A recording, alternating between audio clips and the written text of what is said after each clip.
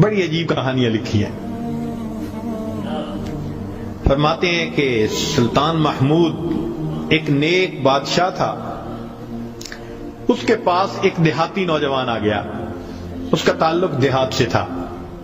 تعلیم بھی نہیں تھی, کچھ ایسی تربیت بھی نہیں تھی, مگر بادشاہ کے دربار میں آ کے جب خدمت پہ لگا تو اس نے اتنی اچھی خدمت کرنی شروع کی کہ تھوڑے دنوں میں بادشاہ کی آنکھوں میں بڑا درجہ پا گیا. بادشاہ نے اپنے مقرب بندوں میں شامل کر لیا. اب جو پہلے سے مقربین تھے نا, وہ بہت جیلس ہوتے تھے. ہم بڑے خاندانوں والے اور بڑی عقل سمجھ والے, تعلیم والے, ہم بادشاہ کے مشیر تھے. یہ کل کا نوجوان پتہ نہیں کہاں سے آ گیا دیہات سے اٹھ کے کہ بادشاہ کی اس کے اوپر بڑی خاص نظر پڑتی ہے. چنانچہ انہوں نے پروگرام بنایا کہ ہم بادشاہ سے موقع ملنے پہ بات کریں گے. انہوں نے بات کی کہ بادشاہ سلامت, جو محبت کی نظر اس کی طرف اٹھتی ہے وہ ہمارے اوپر نہیں اٹھتی. حسب میں ہم اچھے, نسب میں ہم اچھے, مال میں ہم اچھے, عقل میں ہم اچھے, لیکن محبت کی نظر اس کو جو مل گئی وہ ہمیں نہیں مل رہی. تو بادشاہ نے کہا کہ اچھا, میں کسی موقع پہ اس کا جواب دوں گا. اب بادشاہ نے کیا کیا کہ ایک پھل منگوایا جو بہت کڑوا تھا. کاشیں بنوائیں اور کاشیں ان سب لوگوں میں تقسیم کر دیں جو اعتراض کرنے والے تھے, اور ایاز بھی وہیں بیٹھا تھا. تو جس جس کو وہ کاش ملی اس نے منہ میں ڈالا, تھو تھو. بادشاہ سلامت بڑا بہت کڑوا, توبہ توبہ بہت کڑوا. سب نے اپنے منہ سے وہ پھل نکال دیا اور کہا کہ بادشاہ سلامت یہ بہت کڑوا ہے. تو بادشاہ نے جب ایاز کو دیکھا تو وہ مزے سے کھا رہا تھا. تو بادشاہ نے اس سے پوچھا کہ ایاز, یہ کاش میٹھی ہے جو اتنے مزے سے کھا رہے ہو؟ اس نے کہا بادشاہ سلامت ہے تو کڑوی, کھاتے کیوں جا رہے ہو؟ اس نے کہا بادشاہ سلامت میرے دل میں یہ بات آئی کہ جس بادشاہ کے ہاتھوں سے میں زندگی بھر میٹھی چیزیں لے کے کھاتا رہا, اگر آج مجھے کڑوی بھی مل گئی تو میں اس کو واپس کیسے کروں؟ عمر بھر میٹھی چیزیں لے کے کھاتا رہا, آج کڑوی بھی مل گئی تو واپس کیسے کروں؟ کاش کہ یہ چیز ہمارے اندر آ جاتی کہ جس پروردگار کی نعمتوں سے ساری زندگی ہم انجوائے کرتے رہتے ہیں, اگر کبھی کوئی اس کی طرف سے آزمائش کی گھڑی بھی آ جائے تو ہم پھر شکوہ کیوں کرتے ہیں؟ اب بادشاہ نے سوچا کہ بھائی یہ لوگ جو بہت اعتراض کرنے والے تھے نا, ان کے سامنے کوئی اور ایسا ہیلا کرنا چاہیے کہ ذرا ان کو بات سمجھ میں آ جائے. تو ایک دن بادشاہ آیا اور اس نے کہا کہ دیکھو بھائی, آج میں تم سب کی عقل کا امتحان لوں گا, تمہارا آئی کیو لیول دیکھوں گا کیا ہے, اور میں دیکھتا ہوں کہ کون اس میں پاس ہوتا ہے. اب جب بتا دیا تو سب بڑے محتاط ہو گئے. بادشاہ نے ایک موٹا سارا ہیرا دکھایا, دیکھو یہ کتنا قیمتی ہے, کتنا چمکدار ہے, اور ایک ہتھوڑا بھی ساتھ دیا, اور پہلے کو کہا کہ جی یہ ذرا ہیرا جو ہے توڑ کے دکھاؤ. اب وہ سمجھ رہا تھا کہ بادشاہ نے ہم سے امتحان لینا ہے ہماری سمجھداری کا. تو اس نے کہا بادشاہ سلامت یہ ہیرا تو بہت قیمتی ہے, اتنے کیرٹ کا اور بالکل بے عیب ہے, کوئی فلاں نہیں فلاں لیس ہے, لہذا اس کو تو نہیں توڑنا چاہیے. بادشاہ مسکرایا, کہنے لگا ہاں بہت اچھا. تو وہ سمجھا کہ بھائی میں نے بادشاہ کو کنونس کر دیا, چنانچہ دوسرے کو دیا, اس نے بھی اسی قسم کی لاجک, تیسرے کو دیا, اس نے بھی لاجک.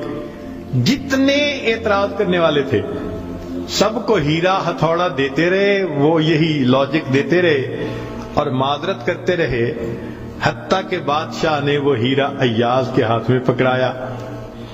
جب ایاز کو کہا ایاز اسے توڑو, ایاز نے اس کو نیچے فرش پہ رکھا، دے کے مارا ہتھوڑا اور اس کے ٹکڑے ٹکڑے کر دیے۔ اب جب اتنے قیمتی ہیرے کے ٹکڑے ہو گئے تو وہ تو سارے خوش ہو گئے، آج اس کا گنوار پن کھلا، اس کی جہالت کھلی، بے وقوف، کیا پتا اس کو یہ کتنی قیمتی چیز تھی۔ تو وہ ایکسپیکٹ کرنے لگے کہ آج تو بادشاہ اس کو دھکا دے دے گا دربار سے۔ تو جب ہیرے کے ٹکڑے ہو گئے تو بادشاہ نے اس کی طرف دیکھ کے کہا، ایاز تو نے ہیرے کے ٹکڑے کر دیے، اتنے قیمتی ہیرے کے؟ تو ایاز نے آگے سے سمپل سا آنسر دیا کہ بادشاہ سلامت، آپ نے مجھے حکم دیا تھا ہیرے کو توڑ دو۔ اب میرے سامنے دو آپشن تھی، یا تو اتنے قیمتی ہیرے کو توڑ دیتا، یا پھر میں انکار کرتا تو آپ کے حکم کو توڑ دیتا۔ میری نظر میں آپ کا حکم ایسے سینکڑوں ہیروں سے زیادہ قیمتی تھا، لہذا اس کو کم قیمت سمجھتے ہوئے میں نے آپ کے حکم کو نہیں توڑا، میں نے ہیرے کو توڑ دیا۔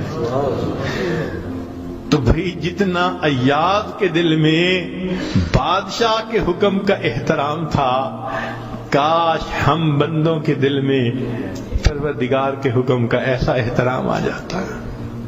ہم خواہشوں کو توڑ دیں، تمناؤں کو توڑ دیں، اپنی امیدوں کو توڑ دیں، ہم کبھی بھی حکم خدا کو نہ توڑیں۔ تیسرا واقعہ لکھا کہ ایک دن ایک معترض جو تھا وہ آیا اور اس نے کہا کہ بادشاہ سلامت، یہ جو آپ کا زیادہ ہے نا چہیتا ایاز، ہمیں لگتا ہے کہ یہ خزانے سے چیزیں چراتا ہے، ہمیں تو شک ہے۔ بادشاہ نے پوچھا کیسے ہے؟ اس نے کہا جی ایک جگہ کلوزٹ بنائی ہوئی ہے اس نے، اور یہ صبح و شام اس کلوزٹ کا دروازہ کھولتا ہے اور دیکھتا رہتا ہے اور تالا لگا کے چابی اپنے پاس رکھتا ہے، چابی کسی کے ہاتھ میں نہیں دیتا۔ تو بادشاہ سلامت ہمیں تو پکا شک ہے کہ آپ کے خزانے سے اس نے قیمتی چیزیں چرا کے رکھی ہیں اور یہ صبح و شام دیکھتا ہے ان کو۔ بادشاہ نے اسی وقت ایاز کو بلوا لیا، لوگوں کے سامنے پوچھا، ایاز تمہاری کوئی کلوزٹ ہے ایسی؟ جی۔ تالا لگا کے رکھتے ہو؟ جی۔ صبح شام کھول کے دیکھتے بھی ہو؟ جی۔ لاؤ چابی اس کی۔ ایاز نے چابی نکال کے دے دی۔ بادشاہ نے ایک آدمی کو بھیجا کہ جاؤ اور کلوزٹ میں جو کچھ پڑا ہے سب اٹھا کے یہ کہ لے کے آؤ۔ اب جب وہ گیا تو ایاز تو مطمئن کھڑا رہا، مگر معترضین بڑے خوش ہوئے، آج پکڑا گیا، آج سمجھ لگے گی بادشاہ کو یہ کیسا بددیانت انسان۔ تھوڑی دیر گزری تو جو گیا تھا وہ تالا کھول کے کیا دیکھتا ہے کہ اس میں ایک پرانا سا لباس ہے اور ایک پرانا سا جوتا رکھا ہوا اور کچھ بھی نہیں۔ بڑا حیران ہوا، اس کو یہ صبح بھی دیکھتا ہے شام بھی دیکھتا ہے۔ وہ اس کو لے کے بادشاہ کے پاس آیا۔ بادشاہ سلامت کلوزٹ میں یہ دو چیزیں تھیں۔ بادشاہ نے کہا ایاز بس یہی کچھ تھا؟ جی یہی تھا۔ ایاز یہ تو اتنی قیمتی نہیں کہ تم ان کو تالے میں رکھو اور صبح شام اس کو جا جا کے دیکھو۔ ایاز نے کہا کہ بادشاہ سلامت میرے لیے قیمتی ہے۔ پوچھا کیوں؟ کہ بادشاہ سلامت جب میں پہلی مرتبہ آپ کی خدمت میں حاضر ہوا تھا، میں دیہاتی سا لڑکا تھا، یہ تہبند باندھی تھی، یہ کرتا پہنا تھا، یہ جوتا پہنا ہوا تھا، میں نے اس کو اپنے لیے پریزرو کر کے رکھ لیا۔ اب روز صبح اور شام میں دروازہ کھولتا ہوں، اپنے نفس کو مخاطب کر کے کہتا ہوں ایاز بادشاہ کے احسانات کو مت بھولنا، تمہیں جو اس نے رتبہ دیا تمہاری اوقات تو یہ تھی، تمہاری اوقات یہ تھی۔ میں صبح بھی اپنے آپ کو یاد دلاتا ہوں میں شام بھی اپنے آپ کو یاد دلاتا ہوں۔ مولانا لکھتے ہیں کاش کہ یہ صفت اللہ ہمیں بھی عطا فرماتا، ہم بھی اپنے ابتدا کو دیکھتے، کیا حال تھا، کیا ہماری اوقات تھی، اور آج اللہ نے اپنی رحمتوں سے، نعمتوں سے، برکتوں سے کس طرح ہمیں مالا مال کر دیا۔ ہم بھی اپنی بنیاد کو یاد رکھتے ہیں۔ تو اگر ایک دنیا کا غلام اپنے مالک کے حکم کو اتنا قیمتی سمجھتا ہے تو ہم تو اللہ کے ویسے ہی بندے ہیں، غلام سے بھی ایک درجہ نیچے، ہم تو اللہ کی ملک ہیں، مخلوق ہیں اس کی۔ لہذا ہمیں چاہیے کہ اللہ رب العزت کے حکم کی عظمت کو سامنے رکھیں، ہمیشہ خیال رکھیں کہ حکم خدا کبھی بھی ٹوٹنے نہ پائے۔